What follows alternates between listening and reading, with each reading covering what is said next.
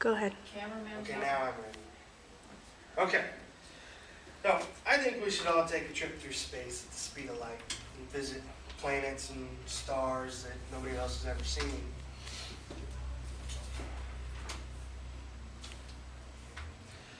The closest Earth-like planet is called Gliese 581c, and they consider it a super-Earth because it's 5.6 times the size of our Earth. I think it would be awesome to go and see it.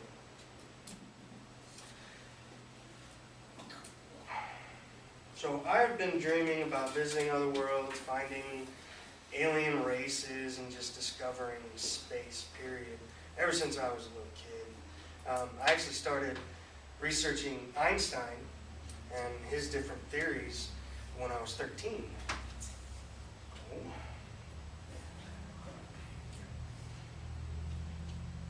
So I believe that in our lifetime, light travel is going to be possible, and I want to show how light travel will be possible by explaining the theory of general relativity, theory of special relativity, and my personal proposition on how to achieve light travel.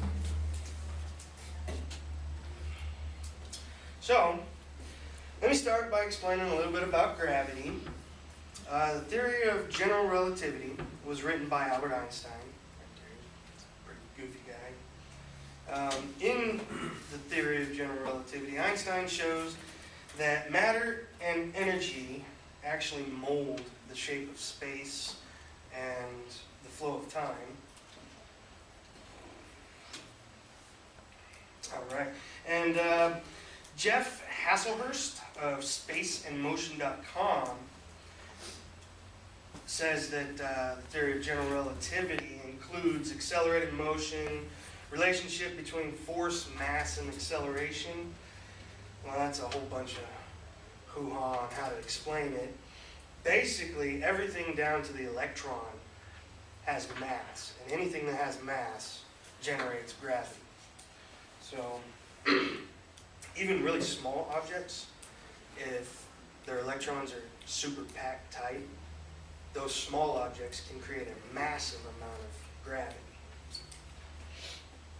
And the theory is brought down into two groups of inertial mass and gravitational mass. And inertial mass is basically anything that has mass generates gravity.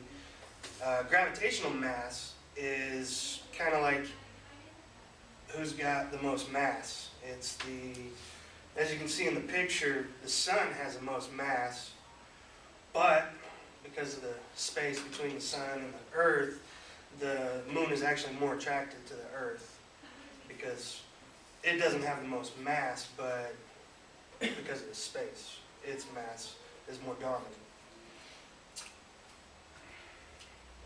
So hopefully, so hopefully everybody's heard of E equals mc squared. That is actually one of Einstein's predominant equations in the theory of special relativity. And the theory of special relativity was actually written before the theory of general relativity. It's kind of weird that way. But in March 1905, Einstein came out with the quantum theory of light, which basically states that, see my arrow? That light was actually particles. And then later on, when he actually finished the theory of special relativity, he added in saying that light was not just particles, it was particles and waves. It just kind of depended on which equation he was trying to solve on which way he was going to describe light. And he actually used this to describe the speed of light, and, well, not describe the speed of light, to actually find out what the speed of light was, which is 186,282 miles per second. That's like super fast. So, here's E equals mc squared. It's energy is equal to The energy of an object is equal to the mass of the object times the speed of light squared. So, now that I've given you the short version, like extremely short version of both theories, I want to explain a little bit about my proposition on how to actually travel at the speed of light.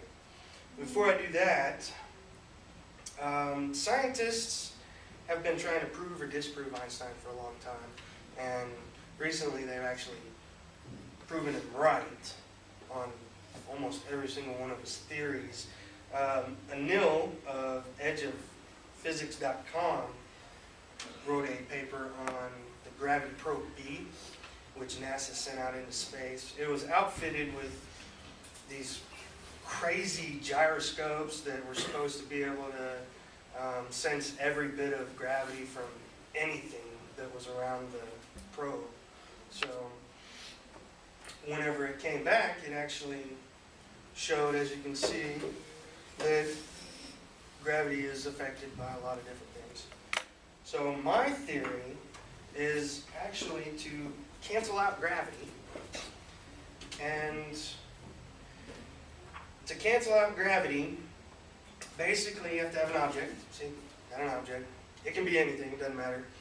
But if you create a gravitational field around it that rotates and changes phase, basically, it confuses the gravity of other objects around it, and they don't have an effect on the object inside of the phasing gravity field.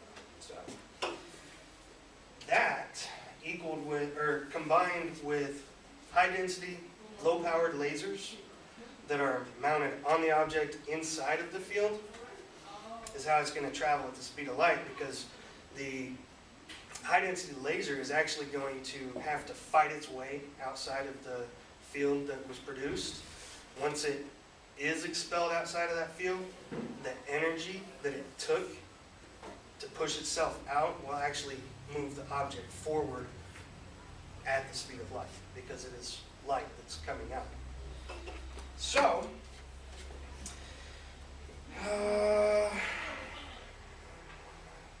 there's a lot more to the theory. There's a lot more that I could explain, but I don't have enough time to show you all my diagrams and all of my equations.